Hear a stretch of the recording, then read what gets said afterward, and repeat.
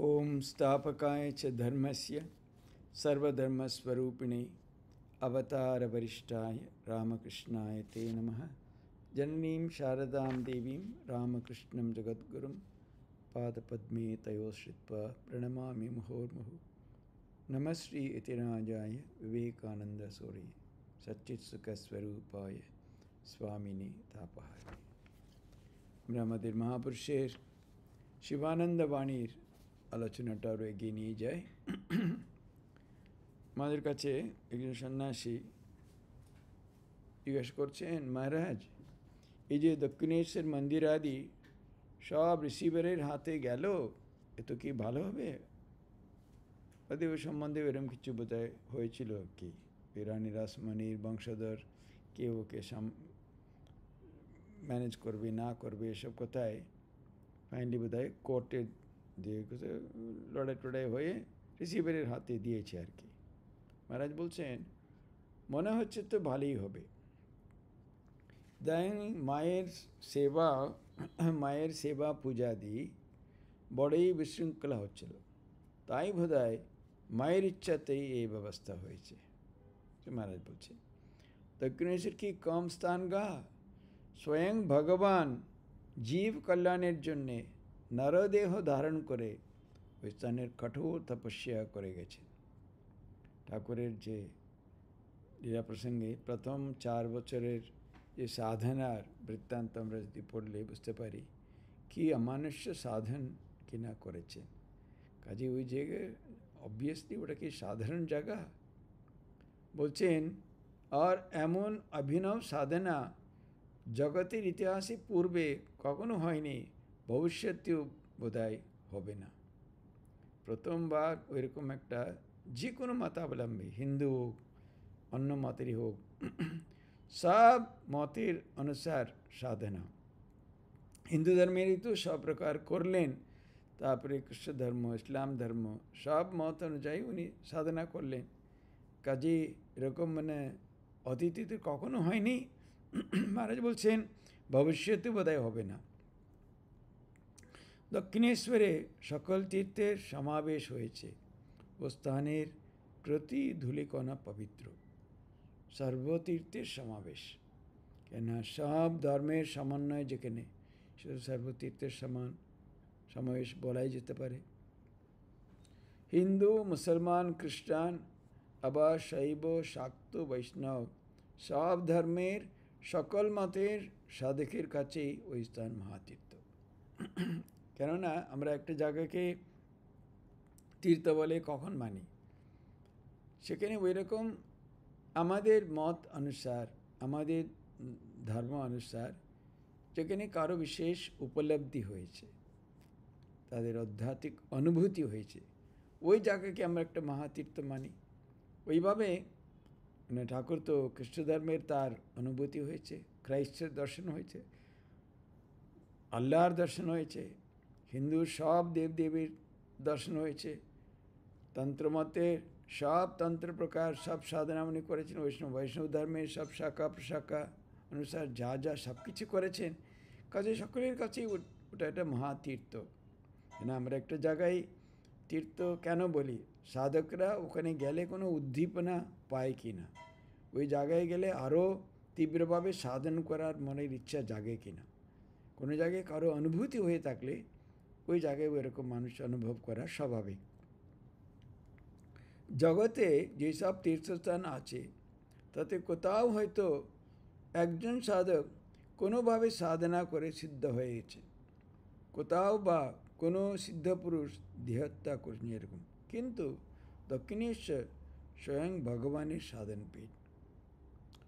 ভগবান এইভাবে, কেননা শুধু একটা কোনো সামান্য একটা শাখা নিয়ে নয়, হিন্দু ধর্মের সর্বপ্রকার বৈষ্ণব, শাক্ত, শৈব সব মত অনুসার, আবার ইসলাম, ক্রিশ্চিয়ানিটি সব ধর্মের সমস্ত পরাকাষ্ঠা উনি উপলব্ধ করেছিলেন ওখানে। কাজে ওটা তো একটা অন্য ধরনের জায়গা। ওই স্থানে কত রকম আধ্যাত্মিক ভাবের যে বিকাশ হয়েছে তার ইতি কে করে?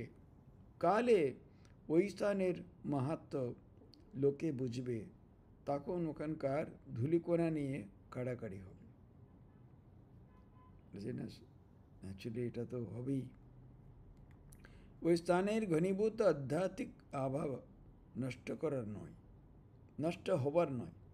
যখন থেকে শুনেছি যে ওই স্থানের ওই দক্ষিণেশ্বর মায়ের সেবা পূজা ও ভোগাদি ঠিক ঠিক হচ্ছে না, তখন থেকেই আমি রোজ মাকে আহ্বান করে মনে মনে তার পূজা ও ভোগাদি এখানেই নিবেদন করছি। মাকে বলি, মা তুমি খাওয়া দাওয়া এখানেই করো, আমাদেরই সেবা গ্রহণ করো। ওখানকার মন্দিরের সেবা পূজাদির সব সুব্যবস্থা হয়ে যায়, তা নিশ্চিন্ত হই। স্বামীজি বলেছিলেন, দক্ষিণেশ্বরের সব জায়গায় হয়তো কালে মঠের অধীনে আসবে। মথুরবাবু তো প্রাণ থেকে ঠাকুরকে সবই দান করেছিলেন, কিন্তু ঠাকুর তখন উহা গ্রহণ করেননি। ওর নামে তো সব কিছু লিখে টিকে দিতে চাইছিলেন, কিন্তু তার হলো না।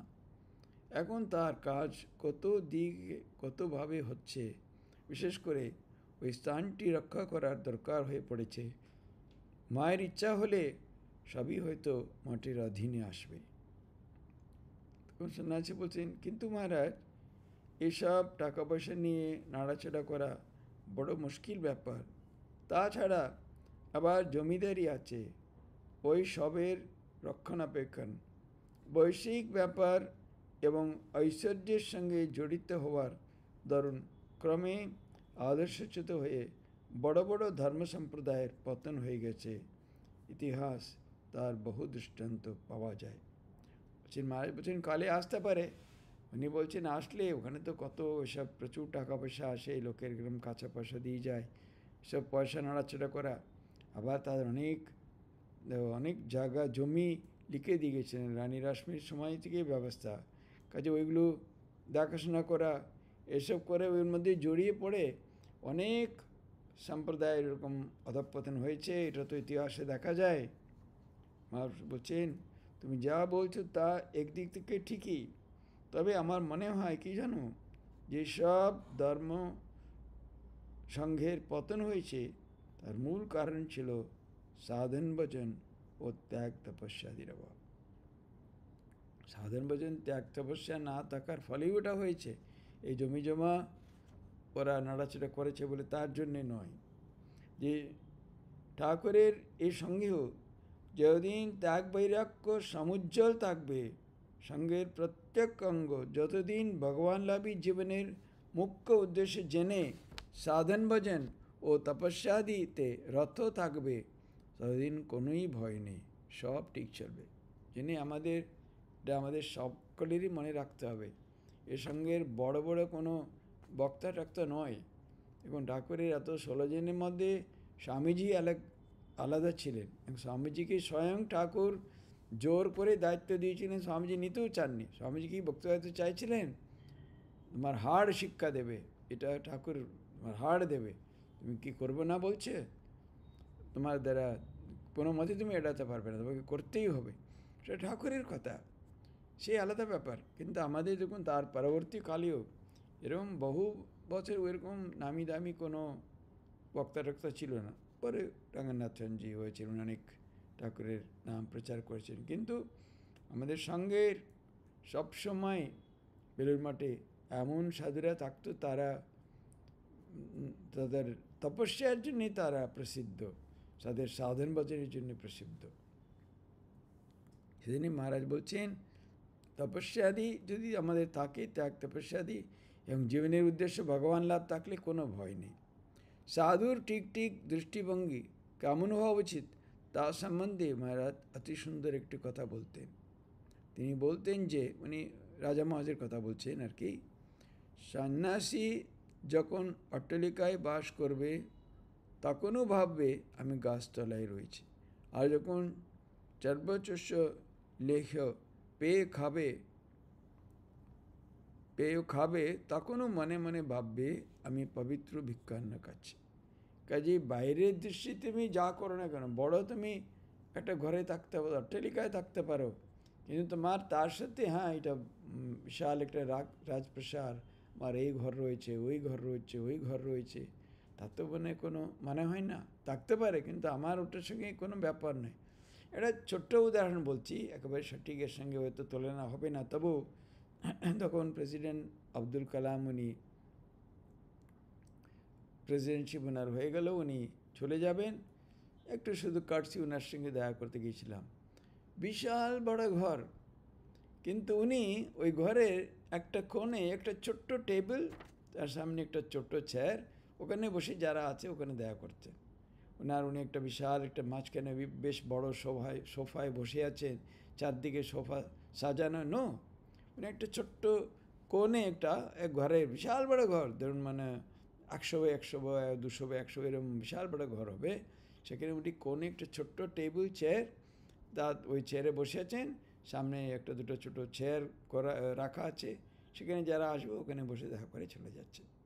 কাজেই বড় তুমি রাজপ্রাসাদে থাকতে পারো, অট্টালিকায় থাকতে পারো, কিন্তু আমার এসব যে ভাব না থাকলে কোনো অসুবিধা, এরকম খাওয়া দাওয়া, বিশাল খাওয়া দাওয়া হইতো, কিন্তু আমার হয়তো এই নেই, আমি ভিক্ষান্নি খাচ্ছি, এইভাবে যদি হয় তাহলে তো অসুবিধে নেই।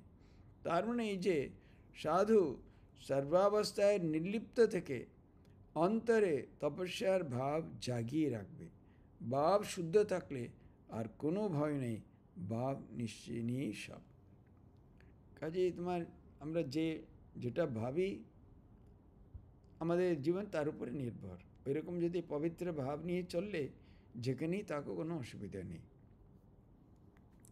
তাই বলছি, তোমরা মনে ওরকম যদি স্থিতপ্রজ্ঞ যদি হও, যেখানেই তোমাকে রাখা হো না কেন তুমি ওখানে ঠিক থাকবে।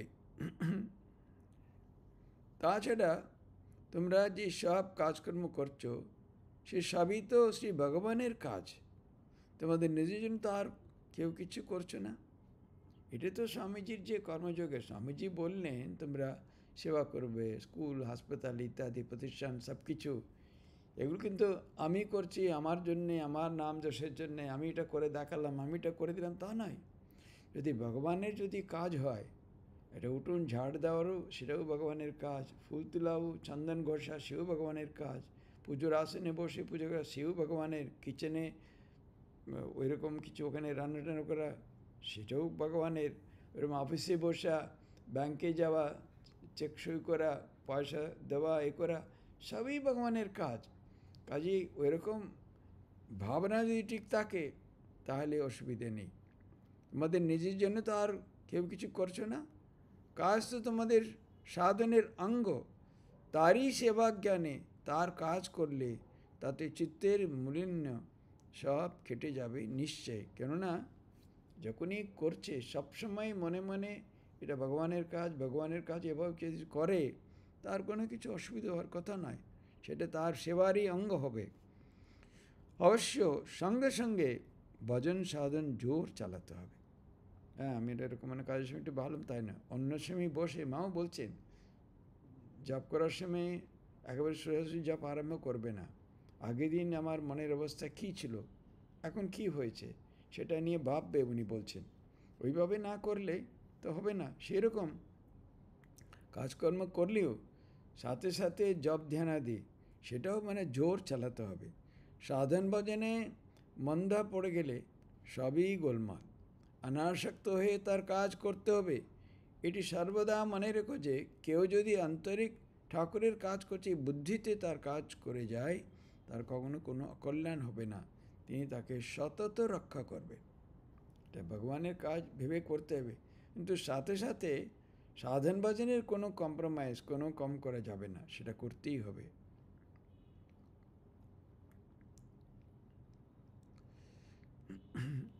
এটি সর্বদা মনে রেখো যে কেউ যদি আন্তরিক ঠাকুরের কাজ করছে এই বুদ্ধিতে করলে তার সতত রক্ষা করবেন, কিন্তু অহংকার অভিমান এলেই মারা যাবে। ঠাকুর বলতেন ভাবের ঘরে চুরি যেন না থাকে। এদিকে তো অপরের জন্যে বলা এটা ভগবানের কাজ, ঠাকুরের কাজ, কিন্তু মনে মনে আমি সব করেছি, আমারই এসব করার কৃতিত্ব, তাহলে সেখানে ভাবের ঘরে চুরি। তার কাজ করে তার সেবা করে ধন্য হয়ে যাচ্ছে, এই ভাব আশ্রয় করে থাকলে কোনো ভয় নেই। আর নিজের মনের উপর সতর্ক দৃষ্টি রেখে প্রতি কাজে নিজের মনকে বিশ্লেষণ করা যায়, তাই না? নিজের মনের উপরে সতর্ক দৃষ্টি রেখে আমার মন কোথায় যাচ্ছে, কি করতে চাইছে, কি ভাব নিয়ে সে করছে, সবসময় মনকে বিশ্লেষণ করা যায়। যখনই লক্ষ্য করবে যে মনের গতি এতটুকু বদলেছে, তখনই তার কাছে কাতর প্রার্থনা জানাবে আর ভজন সাধনে আরও জোর দেবে। কাজ তো দিবারাত্রি সর্বক্ষণ করবে না, আর কাজের সঙ্গে সঙ্গে ঠিক চালাতে হবে তার স্মরণ মানে। আমরা একটু করলে তখন বেশি ঘুমিয়ে নিই, রেস্ট করে, এ করে সে করে। তা আগের দিনে ওদের ছিল সারাক্ষণ সারাদিন খুব ফিজিক্যালি পরিশ্রম করতে হতো, শারীরিক পরিশ্রম, হাড় ভাঙা পরিশ্রম। কেননা একেবারে লোকজন খুবই কম ছিল। এখন কোথায় কোথায় আমরা সার্ভেন্টস একেবারে কর্মচারী নিয়োগ করি, আগে তো এরকম ব্যবস্থাও ছিল না, পয়সাও ছিল না। বেশিরভাগই কাজ সাউথে নিজেদের করতে হতো, 3-4 কিলোমিটার দূর থেকে খাওয়ার জল আনা এসব। কিন্তু ওরা তা বলে রাতে খুব জপ ধ্যান করতো, ছাড়তো না। দিনে কাজ বলে রাত্রি ঘুমিয়ে পড়া নয়, রাত্রিবেলা খুব জপ ধ্যান করত। সন্ন্যাসী জীবন্ত আদর্শ সামনে দেখতে না পেলে সব সময় জীবনের গতি আদর্শের দিকে নিয়ন্ত্রিত করা বড় মুশকিল। এই আপনারা যতদিন আছেন ততদিন সবই ঠিক চলবে, তারপর যে কী হবে তা ঠাকুরই জানে। সন্ন্যাসী বলছেন চোখের সামনে এরকম কেউ আদর্শকে দেখতে পেলে নিশ্চয় ওইটাই হতো আর কি। এরকম ঠাকুরের সন্তানরা জীবিত ছিলেন তখন, ওদের দেখে সবাই একেবারে এত উজ্জীবিত হয়ে যেত, উদ্দীপ্ত হয়ে যেত, তারাও খুব সাধন ভজন করার ওদের খুব ইচ্ছা হতো। ওই জন্যই বলছেন আপনারা যতদিন আছেন ঠিক আছে, তারপরে কী হবে ঠাকুরই জানেন। মহাপুরুষজি তা কেন? এটি ঠিক জানবে যে ঠাকুরই হলেন জীবন্ত আদর্শ। দেখুন, আর আমরাও তো আছি। দেহের নাশের সঙ্গে তো আর সব শেষ হয়ে যায় না। খুব সুন্দর মহারাজ বলছেন, ঠাকুর তো অ্যাকচুয়ালি তোমাদের জীবন্ত আদর্শ, যিনি আমাদের ইষ্ট গুরু সব ঠাকুর। আর আমরাও তো আছি। উনি বলছেন দেহ নাশ হলে সঙ্গে সঙ্গে সব কাজ সব শেষ হয়ে যাবে, তা তো নয়। সাধন ভজনের দ্বারা মন সংস্কৃত হলে তখন সেই মনে ভগবানের দিব্য অনুভূতি হয়। কীভাবে আধ্যাত্মিক অনুভূতি হয়? সাধন ভজন দ্বারা মন সংস্কৃত হলে, পরিশুদ্ধ হলে, ওই ধরনের অনুভূতির জন্য প্রস্তুত হলে সেই মনে অনুভব সম্ভব। সেই অনুভূতি হলো আসল অনুভূতি এবং তার প্রভাব সমগ্র জীবনব্যাপী থাকে। ওইভাবে অনুভূতি হলে সেটা একবারে ক্ষণিককালের জন্যে নয়, একবার হয়ে গেলে সেটা সারা জীবন তার প্রভাব থাকবে। তাছাড়া তোমরাও কি কম? চোখের সামনে ঠাকুরের সন্তানদের আদর্শ জীবন দেখতে পেলে, তাদের সঙ্গ লাভ করলে, এও তো বহু সুকৃতির ফলে হয়। যে তোমরা কি কম? তোমরাও তো এরকম এই জায়গায় এসেছ এবং ঠাকুরের সন্তানদের সঙ্গ করেছ, তাদের আদর্শ জীবন দেখেছ। এটা কি কম? অনেক জন্মের সুকৃতির ফলে এটা হয়। তোমাদের কোনো ভাবনা নেই। যারা প্রাণে টিকটিক ত্যাগ বৈরাগ্য রয়েছে তাদের কোনো কালই ভয় নেই। কাজেই এরকম কালে গতিতে তারা তো যাবেই যাবে, পরবর্তী যে প্রজন্মে তারাও যাবে। কিন্তু সংঘের ওইরকম আদর্শ একটা ট্রেডিশন ওইরকম থাকে, সাধন ভজনের উপরে জোর, তাহলে পরবর্তীকালে ওইরকম সাধুরা আসবে, ওইভাবে চলবে সঙ্গটা। যাদের প্রাণে ঠিক ঠিক বৈরাগ্য ত্যাগ রয়েছে তাদের কোনো কালে ভয় নেই। শ্রী ভগবান তাদের হৃদয়ে প্রকটিত হবেন, দর্শন দিয়ে তাদের জীবন ধন্য করে দেবেন। উনি বলছেন ভগবান তো ওদের হৃদয়ে উনি নিশ্চয় প্রকটিত হবেনই হবেন। আসল জিনিস হলো ত্যাগ বৈরাগ্য, পবিত্রতা ও ভগবান লাভের आंतरिक आकांक्षा, त्याग वैराग्य पवित्रता और भगवान के पाওয়ার জন্য তীব্র ব্যাকুলতা জীবনে। এখন খুবই শুভ মুহূর্ত। এই সময় অল্প সাধন ভজনে জীবনে জীবের চৈতন্য হবে। এটা খুব শুভ মুহূর্ত। কেন বলছেন? উনি তো বলছেন মানে শরীর চলে গেলে সমস্ত প্রভাব কেটে যাবে তাদের, তা তো নয়। অতএব মানে এত কাছে, এত সমীপে স্বয়ং ভগবানের এই দত্তিত্বে আবির্ভাব হয়েছে। উনার যে আধ্যাত্মিক স্পৃহা, উনার দ্বারা যে উদ্দীপনা যেটা হয়েছিল তা তো থাকবেই। কাজে এখন সাধন ভজন করার জন্যে খুব প্রশস্ত সময়। ঠাকুরের আগমনে ভগবান লাভের পথ অতি সুগম হয়ে গেছে। ভগবান লাভ কত সহজে হয় ঠাকুরটা দেখিয়ে দিয়েছেন। আর যে আধ্যাত্মিক স্রোত এসেছে তা বহু বছর চলবে, কোনো সন্দেহ নেই। স্বামীজি তার দেহত্যাগের কিছুদিন পূর্বে এই উড়ানঠানে দাঁড়িয়ে বলেছিলেন যে স্রোত এসেছে তা অবাধে 700-800 বছর চলবে, কেউ তার গতি রোধ করতে পারবে না। বেলুড়মঠে ওখানে তো এটা বোধহয় অন্য সময় বলেছিলেন, কিন্তু যখন পুরোনো মন্দির যেটা বলি আমরা, সেটা প্রতিষ্ঠার সময় ঠাকুর তো নিজের কাঁধে করে নিয়ে যখন ভিত্তি স্থাপনের জন্য ওই জায়গা উনি রেখে পূজা করলেন, স্বামী তো বললেন আজ এই জায়গা থেকে যে আধ্যাত্মিক স্রোত যে উৎস হলো সে 1500 বছর থাকবে এবং জগৎকে প্লাবিত করবে উনি বলেছিলেন। কাজেই এই যুগপ্রবাহ আপন শক্তিতে চলবে, কারোর সাহায্যের অপেক্ষা করবে না। এইসব ঐশী শক্তির ব্যাপার মানুষ কি করবে? এই যুগ প্রয়োজন সাধনে যে সহায়ক হবে সেই নিজেও ধন্য হয়ে যাবে। এই যুগ প্রয়োগের যে সাধনে তাকে মানে এরকম ভগবান লাভ করার, ত্যাগ তপস্যার জীবন, পবিত্র জীবন, এসবে যে সহায়ক হবে সে নিজে ধন্য হয়ে যাবে।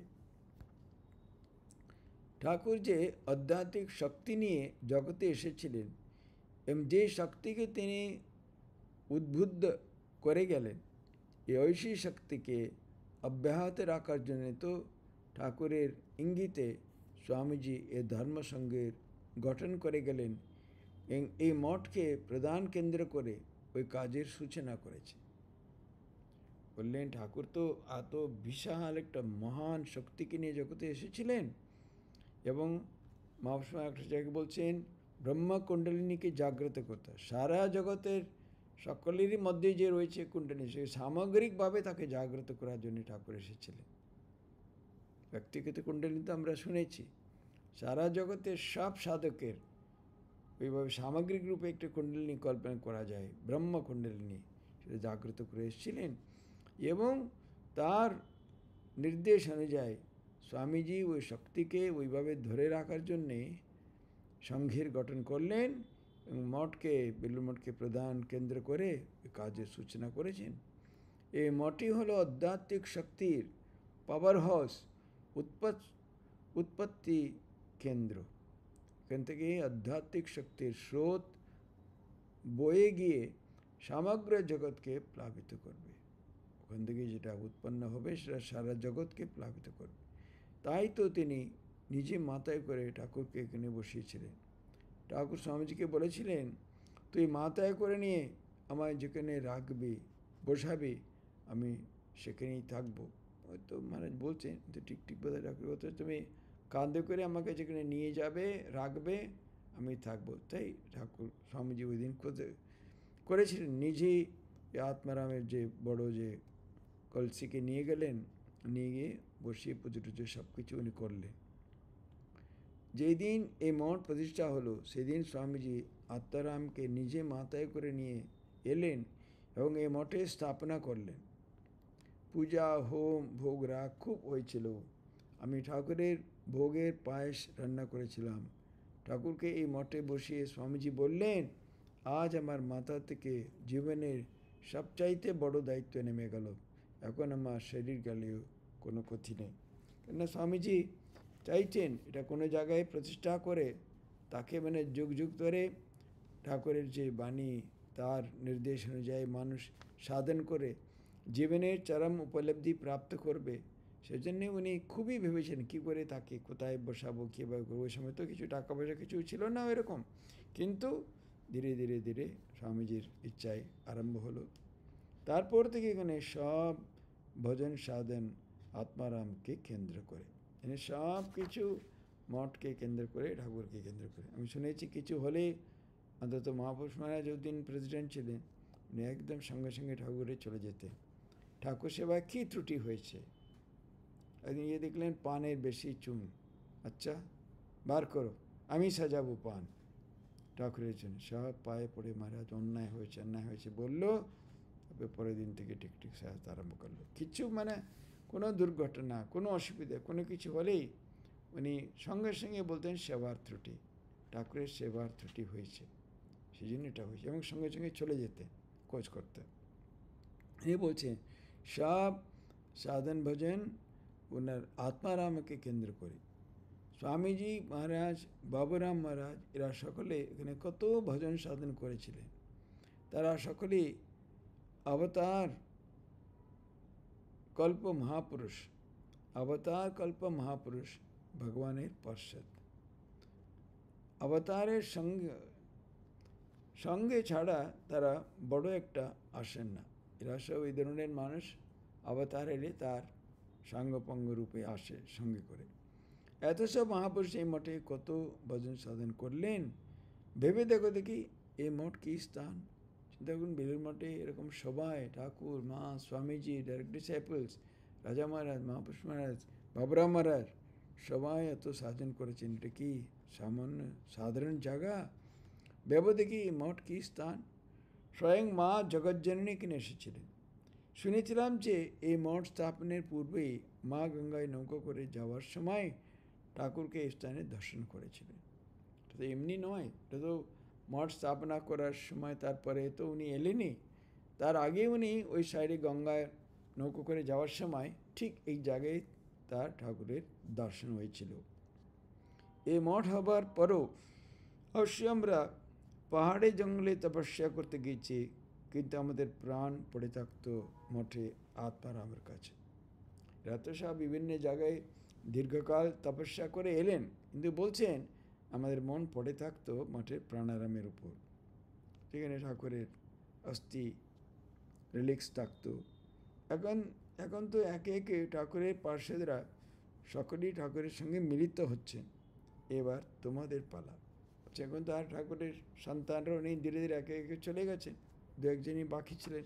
ওকে এখন তোমাদের পালা, তোমাদের টাইম।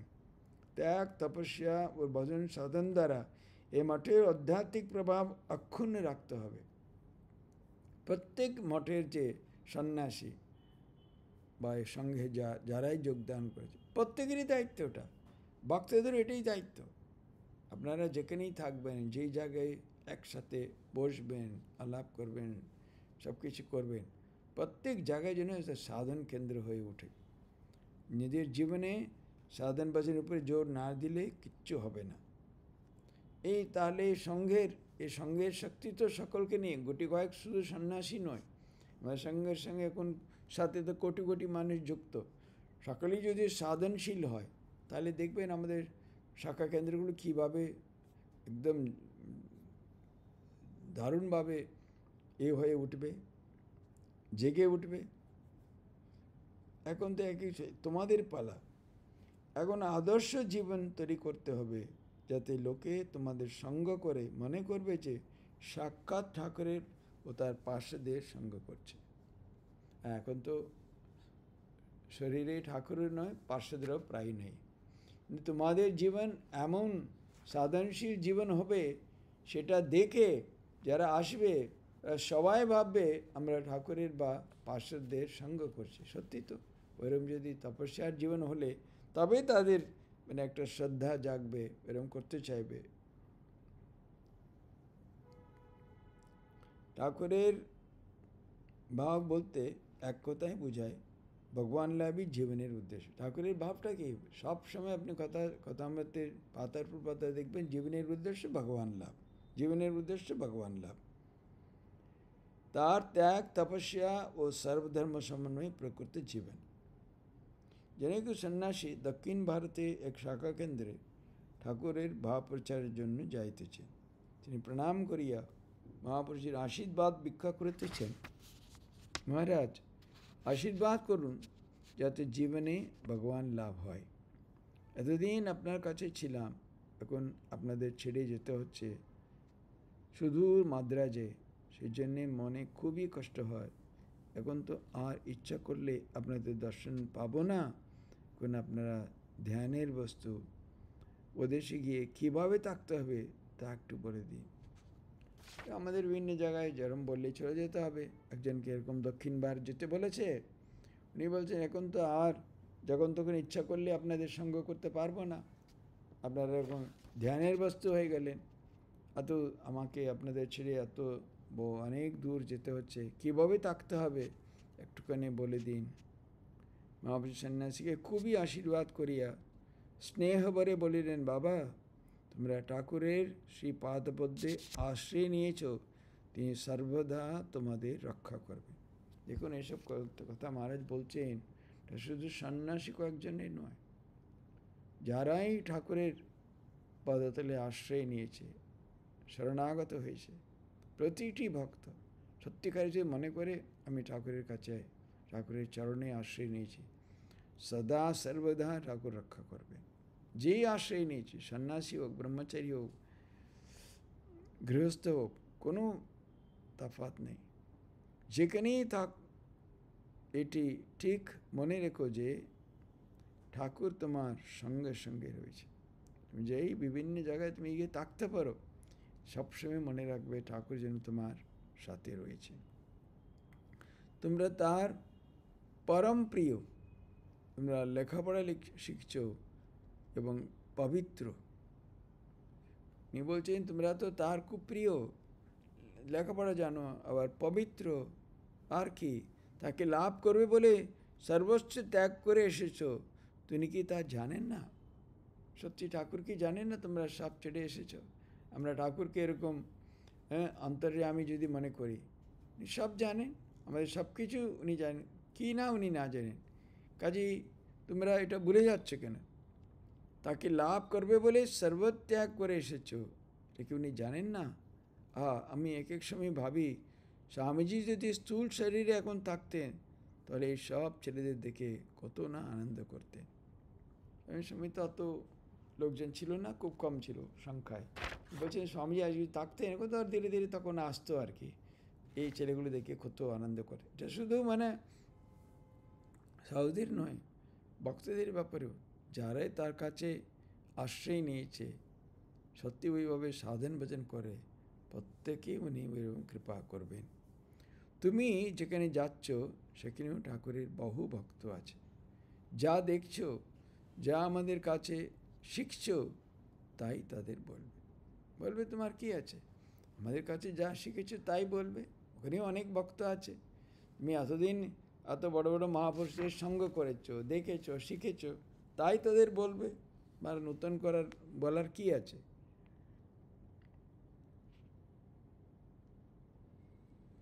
আসল কথা হলো, ত্যাগ তপস্যা পূর্ণ আদর্শ সন্ন্যাসীর জীবন যাপন করতে হবে। মানে একেবারে ঘুরে ফিরে মহারাজ একই কথা বলে যাচ্ছেন, ত্যাগ তপস্যা বিনা কিচ্ছু হবে না। জীবনের আদর্শ ওই সন্ন্যাসীর, তাহলেই সব ঠিক হবে।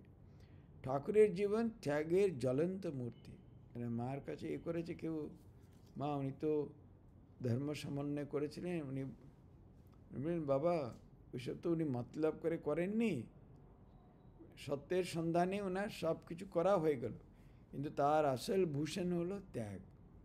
যেটা মা বলেছে, মার জীবনে দেখুন আমরা ত্যাগ তার জীবনে।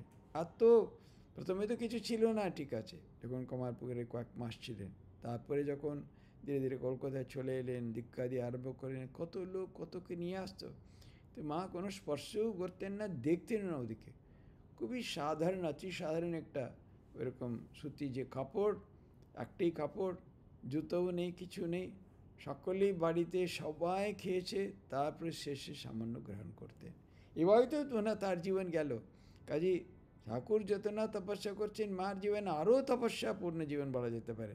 ঠাকুর কিন্তু মাঝে মাঝে কিছু ভালো খাওয়া দাওয়া সব ওখানেও হয়ে যেত, কেউ নিয়ে আসতো, জিলেবি খেতেন বা অন্য কিছু। মা কোনো কিছু জিনিস সম্বন্ধে কোনো খাবার কখনোই কিছু বলেন এটা আমার খেতে ভালো লাগে বা এটা আমি খাবো, সকলকে দিয়ে যা বাঁচত শেষে সামান্য গ্রহণ করতেন। কাজেই আর এ হচ্ছে আমাদের সংঘের আদর্শ।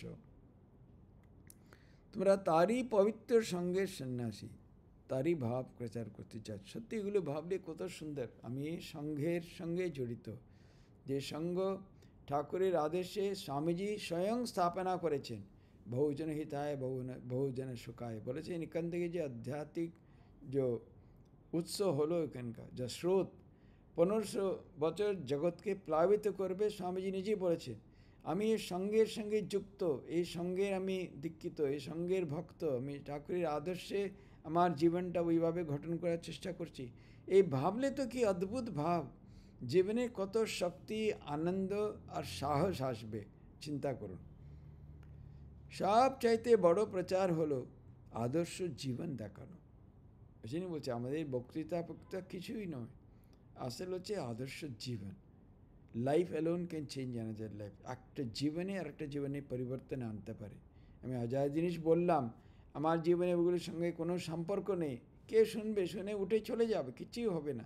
হয়তো সাময়িক শুনতে হয়তো ভালো লাগবে, কিন্তু তাদের জীবনে কোনো প্রভাব পড়বে না। যাতে তোমাদের জীবন দেখে লোক ঠাকুরকে ধরবার ওর বুঝবার সুযোগ পায়। অনেক জায়গায় স্বামীজিও একটা জায়গায় বলছে, তোমাকে দেখে লোক ঠাকুরকে চিনবে, তোমার জীবন দেখে ভাববে এই আদর্শ। ঠাকুরকে ওরা তো ঠাকুরকে দেখেনি, শুনেই নি, তোমাকে দেখে ওরা জানবে এই ঠাকুরের জীবন। এত বড় দায়িত্ব আমাদের উপরে উনি দিয়ে গেছেন। অতএব ঠাকুর স্বামীজির জীবন আদর্শে নিজেদের জীবন যত গড়ে তুলতে পারবে, ততই তোমাদের ভিতর দিয়ে তাদের ভাব বেশি প্রচার হবে। এ হচ্ছে আসল ঠাকুর স্বামীজির জীবন, ওদের জীবনের আদর্শে নিজেদের জীবন যতটা আমরা গড়ে তুলতে পারবো, ততই আমাদের ভেতরে তাদের ভাব বেশি ফুটে উঠবে, তখন প্রচার ওইভাবে হবে। যখন নিজেকে দিশেহারা মনে করবে, তখনই খুব কাতর প্রাণে তার কাছে প্রার্থনা করবে। মহারাজ জানেন, যতই আমরা বলি না কেন, যত এসব তো শুনতে ঠিক আছে, ভালোই লাগছে, কিন্তু এমন সময় সকলের জীবনে আসেই তখন দিশেহারা মনে হয়, কিছুই করতে পারছে না, কিছুই ঠিক হচ্ছে না। তখন কি করা যায়? বলতেন একেবারে কাতর প্রাণে তার কাছে প্রার্থনা করবে। তিনি তো তোমার আত্মারাম, অন্তরাত্মা, অন্তরেই রয়েছেন, তিনি ভিতর থেকে আলো দেখাবেন। ঠাকুর তো বাইরে কোথাও নন, অন্তরেই রয়েছেন, অন্তর থেকে উনি আলো দেখাবেন। কী কর্তব্য তা ঠিক জানিয়ে দেবেন, তোমার করণীয় কী। তুমি যে কিছু প্রচার করতে যাচ্ছ, এ ভাব কখনো মনে আসতে দিও না। তুমি যে কিছু প্রচার করতে চাচ্ছ, এই ভাব কখনো মনে আসছে, আমি করছি, আমি প্রচার করছি, আমি বক্তৃতা দিচ্ছি, তা নয়। তাদের ভাব, তাদের এই যথা সম্ভব সামান্য আমি বলার চেষ্টা করছি, আমার নিজস্ব কিছু নেই। ঠাকুর নিজেই তার ভাব প্রচার করে, তুমি আমি তাকে কি প্রচার করব? আমরা কি সত্যি পারি? তার জীবন নত মহান জীবন, আমাদের মতো অতি সাধারণ ব্যক্তি, আমরা কি করে তার প্রচার করব? সম্ভবই নয়। তিনি স্বয়ং নিজের তার প্রচার করছেন, তাকে কে বুঝতে পারে? অনন্ত ভাবময় ঠাকুর। স্বামীজিও বলেছিলেন, যখন 1 মে বলরাম মন্দির যখন প্রতিষ্ঠা করবেন রামকৃষ্ণ সংঘ, তখন যোগানন্দজি অফ অল পিপল উনি রুখে দাঁড়ালেন, না তুমি কি বলছো, এইসব কোথায় পশ্চিম দিক থেকে নিয়ে এসছো, এই কাজকর্ম এইসব কথা তো ঠাকুর বলেননি। উনি তো বলছেন জীবনের উদ্দেশ্য ভগবান লাভ, এসব কী পড়ছো তুমি কাজের কথাটা। শেষে স্বামীজি বললেন, তোমরা কতটুকু তাকে বুঝেছ?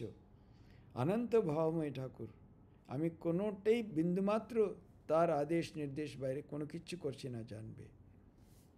মহাপুরুষ বলছেন অনন্ত ভাবময় ঠাকুর, তার কি ইতি করা সম্ভব?